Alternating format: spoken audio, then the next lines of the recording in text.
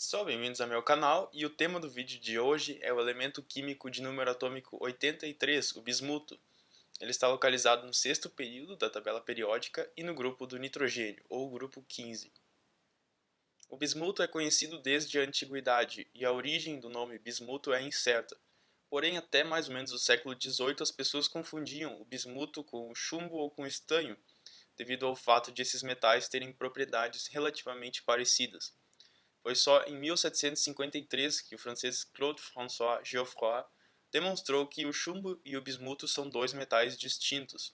E eu achei um documento bastante interessante, redigido pela Academia Real de Ciências da França, em 1750 e alguma coisa, onde eles relataram sobre esses experimentos desse senhor Claude-François Geoffroy.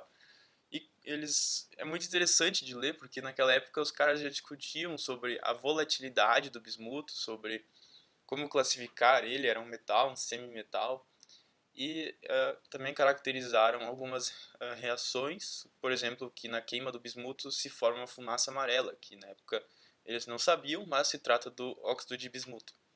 Então, para quem entende francês, eu vou deixar o link do documento aqui embaixo, na descrição, e aí vocês podem dar uma olhada. O bismuto é um metal quebradiço e esbranquiçado, mas que, exposto ao ar, forma uma camada do seu óxido ao redor, do material, dando ao bismuto uma aparência iridescente, ou seja, parece um arco-íris. Eu não sei exatamente por que isso acontece, mas eu suponho que é porque a camada desse óxido ao redor do bismuto não tem a mesma espessura em todos os lugares, também apresenta sulcos. Então, a luz, que é uma onda eletromagnética, vai ali no bismuto, reflete, e essas ondas que são refletidas interagem, fazem interferência de muitas maneiras possíveis. E aí você tem essa miscelânea de cores que dá um efeito muito legal para os cristais de bismuto. Agora, voltando ao elemento, ele tem um aspecto muito interessante, que é que no estado sólido ele tem uma densidade de 9,8 gramas por centímetro cúbico, mas no estado líquido ele tem uma densidade de 10,1 gramas por centímetro cúbico, ou seja, ele é mais denso quando líquido, uma característica que é partilhada, por exemplo, pela água. Além disso, o bismuto é um metal diamagnético e, incrivelmente, não conduz bem a eletricidade. Outra coisa interessante sobre o bismuto é a forma dos seus cristais. Como vocês podem ver numa imagem que eu vou colocar aqui, esses cristais eles têm uma aparência bastante geométrica, além de serem iridescentes. E esses são cristais que não ocorrem na natureza, mas sim são produzidos no laboratório. E, como vocês podem ver, eles têm uma aparência meio oca no centro. E isso acontece porque existe uma atração elétrica, provavelmente maior nas bordas do que no centro. Uma atração que faz com que as moléculas de bismuto venham para as bordas e fomentem o crescimento do cristal mais nas bordas do que no centro.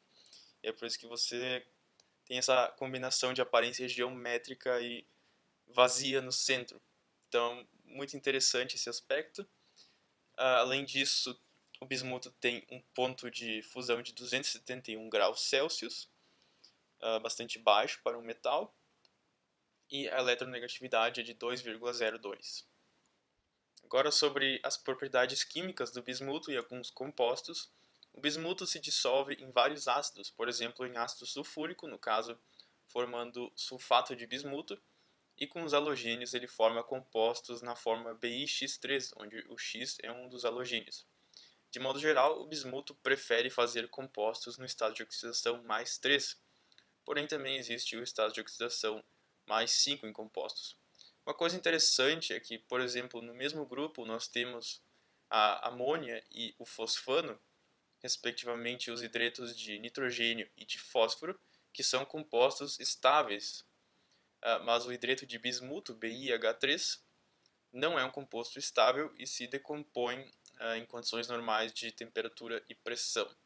Outra coisa interessante é que o cloreto de fósforo, PCl3, é um líquido em condições normais de temperatura e pressão, enquanto que o cloreto de bismuto, BiCl3, é um sólido. Isso se deve ao fato de que o cloreto de fósforo faz ligações covalentes polares, enquanto que o cloreto de bismuto faz ligações iônicas devido à diferença de eletronegatividade entre o bismuto e o cloro.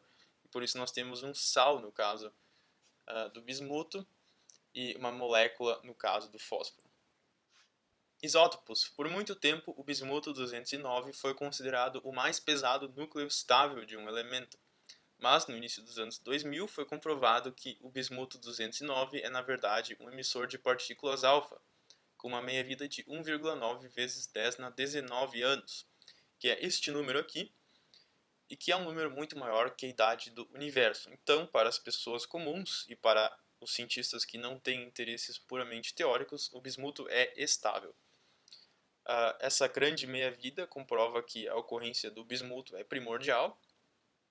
E o bismuto também tem vários outros isótopos que ocorrem, por exemplo, no decaimento radioativo do urânio. E um desses isótopos, que é um isótopo particularmente conhecido, é o bismuto 213, que pode ser utilizado para tratar cânceres, utilizando a terapia com partículas alfa.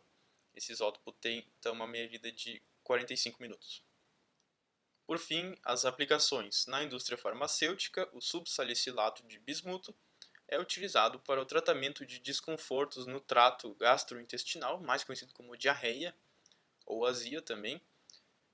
Nós temos também o oxicloreto de bismuto, BiOCl, que é utilizado como pigmento, por exemplo, em maquiagens, que ele tem um tom esbranquiçado, mas também tem um brilho meio estranho para descrever. Nós temos várias ligas do bismuto, que são utilizadas hoje em dia para a substituição do chumbo, porque o chumbo é muito tóxico, mas o bismuto, em comparação, não é muito tóxico.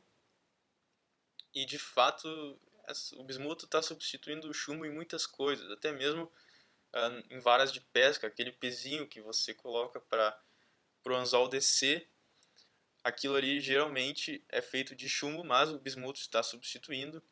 Ou também uma coisa interessante das ligas do bismuto é que elas têm geralmente pontos de ebulição bastante baixos, então você pode usar para fazer soldas entre uma parte de metal e outra em circuitos, por exemplo. E que mais nós temos? Nós temos o telureto de bismuto, que é um material semicondutor e pode ser utilizado em diodos semicondutores. Nós temos o vanadato de bismuto, que também é um pigmento, é amarelo.